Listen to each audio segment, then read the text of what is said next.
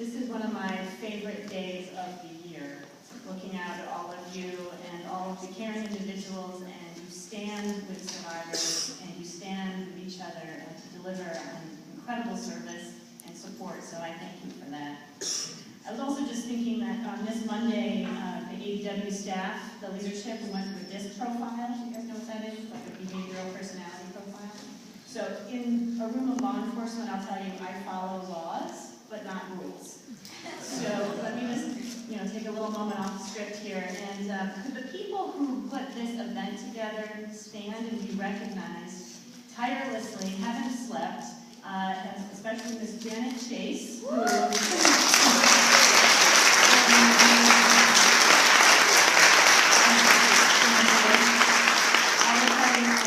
lot goes into this, so thank you. The feedback is too much, and I should just yell, or what? You're good. How you doing? Doing okay? I also need to acknowledge who I find our foremother and grandfather with dear love. Phyllis Korn is here with us, and Vince Butler.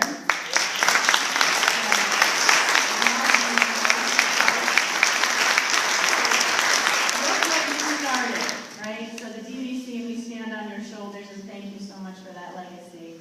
And thank you for all of that. You really are on the front lines, so I appreciate everything that you bring here. And I also have this one opportunity, I think, between now and when Mr. Carpino retires from the United Way. He has led the United Way for 10 years, though he's been a committed community servant and leader, and we're so grateful for your leadership. Peter was on ADW's board in the mid-1990s. The United Way has stood strong since ADW opened its doors. You have just been such a tremendous leader and friend, particularly around domestic violence and families, so we thank you. I want to talk about the connection, because this excitement around the Anti-Poverty Initiative, I want you to feel it, because this is a chance in a lifetime. This is a unique opportunity, and many of you have been involved in this community on different initiatives and different efforts. Why is this different? Why is this different? We have different attention, leadership, the governor's office. There was at the event with 26 representatives of all these state agencies where they're listening to us. They came to our community. That doesn't just happen. So I'm grateful again to United Way's leadership, the county executive, the mayor, and majority leader is here, I think so. Thank you so much for all of your leadership to make that happen. It really is a game changer. But first, I want to make sure that we're very clear, and this is a room that knows that domestic violence is in every single zip code. So we're not negating that. We want to ensure that we do not just focus and make this assumption that because there's poverty, there's domestic violence. We know it is in every single zip code. As earlier in this year, we had the fatalities, 2 in the city and 2 in our suburbs. We know that when our county's rates are twice that of the state. But in the city of Rochester, it is 3 times the statewide rate for reported instances of domestic violence. There is something happening here that we must address. So there's an undeniable link, and the consequences, thank you, Dr. Kofis, for sharing with us the research and the science. We know that exposure to violence is a critical component to the success of children. It impacts their lives in terms of attendance at school, it impacts families' ability to have jobs, it impacts health and nutrition, and has far-reaching consequences. If we don't incorporate domestic violence and family violence into the Anti-Poverty Initiative, I fear it will not be successful.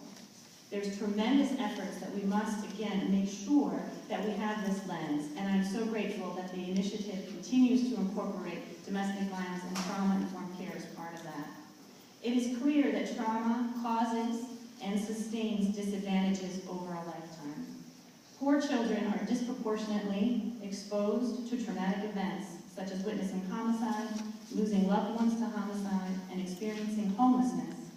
And these traumas pile on top of food insecurity and housing insecurity in highly stressed school environments. Poor families are also disproportionately subject to helping institutions, which also cause trauma. Staying in a shelter is traumatic.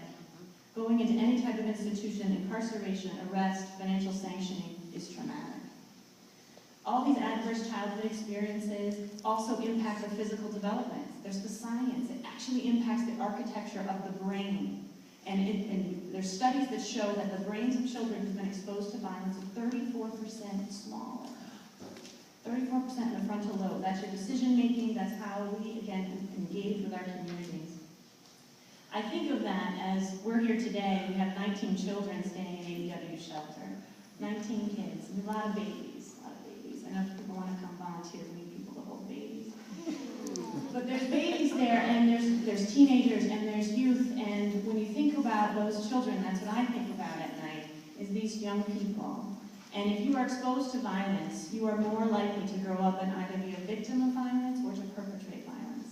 So we have to be there to break that cycle. I talked to the 19 kids. There'll be 300 of them that go through our doors this year alone. 300 just in our shelter.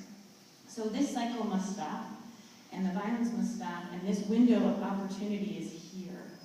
So I ask you to join in this. I ask, when you see the Anti-Poverty Initiative, when you see that in the paper, read that, because we have a role to play. You are the front lines. We need to engage with our law enforcement, our legal partners, the teachers, the first responders. We need your input if we're going to take advantage and really grasp this opportunity. I'm privileged that I was just appointed this week to co-chair the Safe Neighborhoods Working Group. So there's 6 groups, I believe, now, right? 6? Which is health, nutrition, education, schools, jobs. I think there's a court one that was just added. But safe neighborhoods. So I am co-chairing this with my colleague Dwayne Mahoney from Boys and Girls Club. Since we're just appointed, we're figuring out the details. But we are expected to deliver recommendations in June. This is fast. This is fast. And as my team at ADW knows, we look for progress, not perfection. Right, so we are going to do the best that we can to identify the most critical recommendations that we can, but we need your help. So on the back of the table, at the registration table, you can sign up if you would like to be a part of either the working group, or we will have information sessions where we will gather your input. The working group is fairly small, because we have a tight timeline. So it's a small working group, but there are several. If you're interested, you can sign up on the United Way of Greater Rochester website. You can reach out to me, and there's a sign-up sheet in the back. It's going to be a busy May, but we need your voice at the table. It is critical that you are there. It is critical that you represent what you know, and particularly to have the survivor voice with us to have that happen. As Peter outlined, a lot is happening very quickly, and this is our opportunity to think bigger and bolder, and it is unprecedented. The energy is different. The people at the table are different. Having policy changes can actually happen. So we're thinking of pilots, we're thinking of, again, what gets in the way of the work that you do is what we need to hear about. It is such a critical juncture in time. I feel like we're at this moment as history. And I know we're